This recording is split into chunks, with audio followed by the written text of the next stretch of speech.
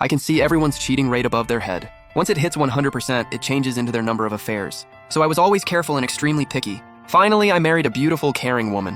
Her cheating rate was almost zero. But one day, her rate suddenly started skyrocketing. My wife was about to cheat. What should I do? Buy arsenic or a machete? In middle school, I noticed numbers above everyone's head. I learned the truth when my parents divorced. Those numbers showed their cheating rates. Once it hit 100%, it showed how many times they'd cheated. After what happened to my parents, I made a vow. I'd marry a beautiful, loyal, caring woman. It wasn't easy, but my patience finally paid off. I actually found her in college. Her cheating rate was practically zero. Her name was Su Wangking. She was 2 years older than me. She was gorgeous with a sweet and innocent look. Her family was just pretty poor. She lived with her mother and younger brother. Her father was a gambler. He ran off and left them buried in gambling debt. But that wasn't a problem. I'd secretly made plenty of money using my ability, and a woman with a near zero cheating rate was incredibly rare. To avoid my parents' fate, I had to seize this chance. So I started pursuing her like crazy. I even paid off all her family's debt. After we married, she was exactly as I'd hoped. She was capable, caring, and always gentle with me. For the first time since my parents divorced, I felt at home. But a week ago, her cheating rate suddenly changed. Overnight, it jumped from 0.07% to 46%. At first, I didn't think much of it.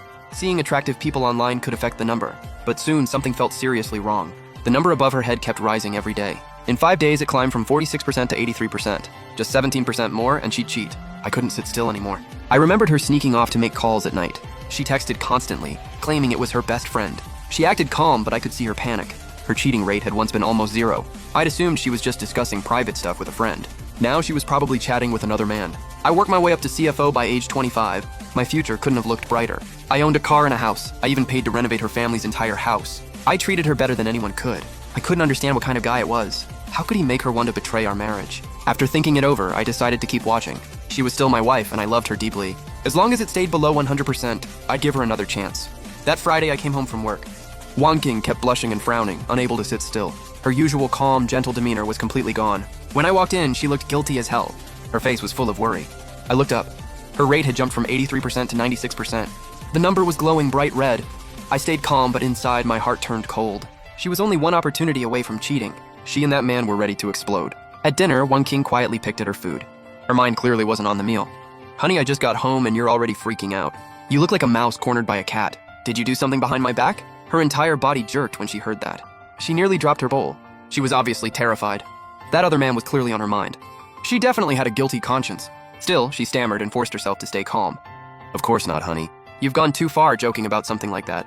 She even gave me an annoyed glare. But her trembling bowl gave away her fear. Why react like that if it's only a joke? I laughed, then decided to tell her a story. Oh, right, honey. A friend told me about one of his female employees. She seemed loyal and caring, but she had an affair. Her furious husband stormed into her office with a butcher knife. He stabbed her over a dozen times. Blood was everywhere. She survived in the end, but her face was ruined, and she was permanently disabled. She could never have children again. All because of one affair, she lost everything. It really wasn't worth it. She'll spend the rest of her life in a wheelchair. I wonder if she regrets that one impulsive mistake. After hearing the story, Wangking's face went pale. Her bowl slipped and shattered on the floor. The rate above her head began changing wildly. It dropped from 96% to 63%, then 22%, and finally 1%. Honey, what's wrong? Did that story scare you? Yeah, that was seriously terrifying. But why would you suddenly tell me that? She nervously studied my face, looking for a clue. I smiled. We usually only talk about romantic stuff. I just wanted to spice things up today.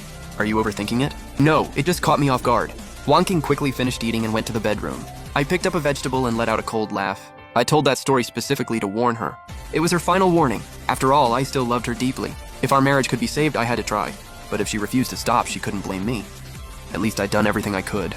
Over the next few days, Wangking behaved herself. She became as gentle and caring as before. Maybe my bloody story really had scared her. Then one afternoon, Wangking called me. Honey, just order takeout for yourself tonight.